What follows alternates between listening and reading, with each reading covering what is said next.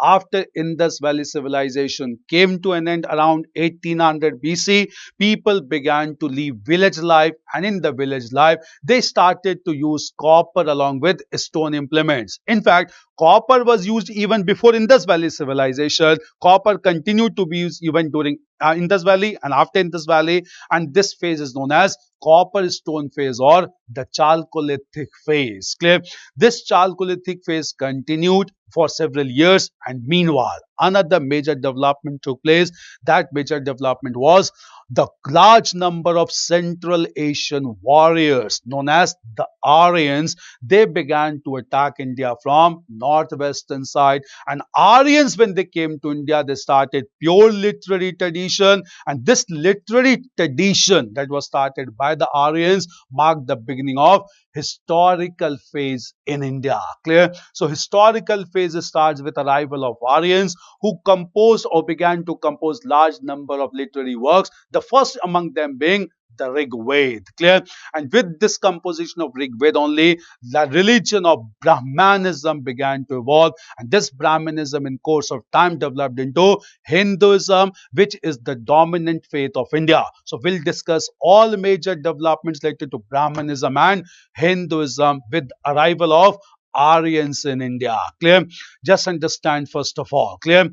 Aryans came to India in waves, clear, in groups, and when they entered India from the northwestern side, they easily defeated the native people of India with their horses and chariots, clear, and with help of horses and chariots, Aryans defeated the native people who were dark in complexion, clear. But when Aryans came to India, they failed to comprehend the diverse phenomena seen in the northwestern part of India, and they began to compose hymns in praise of gods to protect them from diverse climatic and natural phenomena. In fact, they started personification of gods in India, and in order to personify the gods and to worship them, they began to compose sloks or mantra, and that resulted into establishment or composition of literary traditions in India. And based on these literary traditions, Brahmanism and Hinduism got established in India. Clear? No, you are expected to attempt questions from Hinduism. Questions may be asked. We need to understand about this religion of Brahmanism and Hinduism thoroughly. Clear? Do understand first of all. It's very important for upcoming examination. Clear? So with arrival of Aryans through historical phase developed in India due to written tradition, and Aryans, when they came to India, Aryans began to compose sloks or mantra, and with these mantras and sloks that became the nucleus of new religion. The religion itself came to be known as Brahmanism, and in later course of time it also came to be known as Hinduism. Now we'll discuss about this religion elaborately started by the Aryans in India. Clear? So Aryans contributed towards Brahmanism and Hinduism respectively. Clear? First of all, to understand Brahmanism, the mantras, we need to understand about the Vedic literature. Clear? So Brahmanism and Hinduism are based on Vedic literature composed by the Aryans. Clear? Now we can understand Vedic literature in four distinct layers. Clear? So first of all, we'll understand about the first layer of Vedic literature, and the first layer of Vedic literature is known as Samhitas. The first layer of Vedic literature is known as Samhitas. Clear? What do we mean by Samhitas? Clear? Samhitas are basically four in number, and these four Samhitas are Rig Veda, Sam Veda, Yajur Veda, and Athar Veda. Clear? So Samhitas are basically four Samhitas: Rig Veda, Sam Veda, Yajur Veda, and Athar Veda. Clear? Rig Veda was the first work composed by the Aryans in India, and these works were composed to praise large number of gods and goddesses like Indra, Agni, Varun, Marut. Indra was worshipped as rain god as well as war god, Agni as fire god, Marut as storm god, Varun as water god, Som as god of plants. Clear? So all these were gods that were mentioned in the Rig Veda. Clear? So Samhitas comprises of 4 Vedas. Clear. These 4 Vedas are Rig Veda, Samved, Yajurved, and Atharved. Samved is not a new text. It contains some of the hymns of the Rig Veda which are used for singing purposes, and therefore they are known as Samved. Clear. The most important mantra being Gayatri mantra in the Samved. Atharved or Yajurved contains elaborate rituals to be performed in Vedic sacrifices, and Atharved mentions about local culture and traditions which were found in India at that time. Even it mentions about the ghost and the use of amulets to ward off the evil forces. Clear? These are 4 Samhitas, and this is known as simply as Samhitas. One thing to remember is all these Samhitas were not given written form. These Samhitas passed from generation to generation only through oral tradition. Since they passed from generation to generation only through oral tradition, these literature are also known as Shruti literature. Shruti means something be passed by oral tradition from one generation to another generation. They were not given written form. They were given written form much later in 14th century by Brahmins of South India. Clear? At the same time, the second layer of Vedic literature are known as Brahmanas. So second layer of Vedic literature are known as Brahmanas. Clear? Brahmanas. Clear? They are concerned with various rituals and rites for basically for promotion of peace and security and domination of Brahmins. Clear? So Brahmanas mentions about elaborate rituals and complicated rituals to be followed by the Brahmins with support of the Kshatriyas. Clear? So large number of Brahmins, and they mentions about deities, they mentions about gods and goddesses, and specific rituals to be performed for gods and goddesses. Clear? And these are known as Brahmanas. Do understand one thing, this first layer and second layer combined together, it prescribes a concept known as concept of Karma Kand. Clear? So these are largely promoting the concept of Karma Kand, that is complex rituals to be followed by the Aryans at that time in India, and they are known as Karma Kand, that is Samhitas and the Brahmanas. Clear?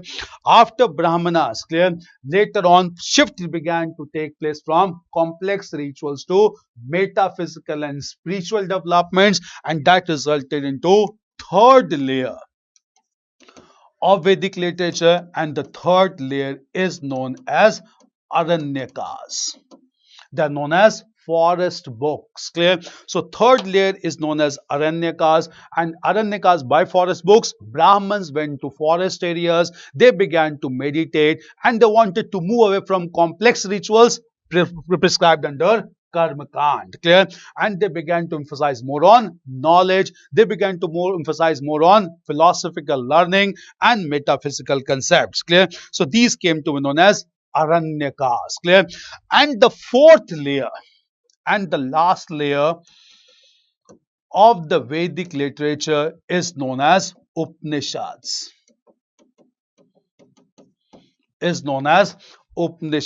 Clear? Now Upanishads are important. The reason is that Upanishads marks complete transfer from complex rituals to the philosophical developments, whereby concepts like the creator of Brahma and the Atma or soul and attainment of moksha or freedom from cycle of birth and death was emphasized. Clear? And therefore these two texts combined together, they are known as Gyan Kand. Clear?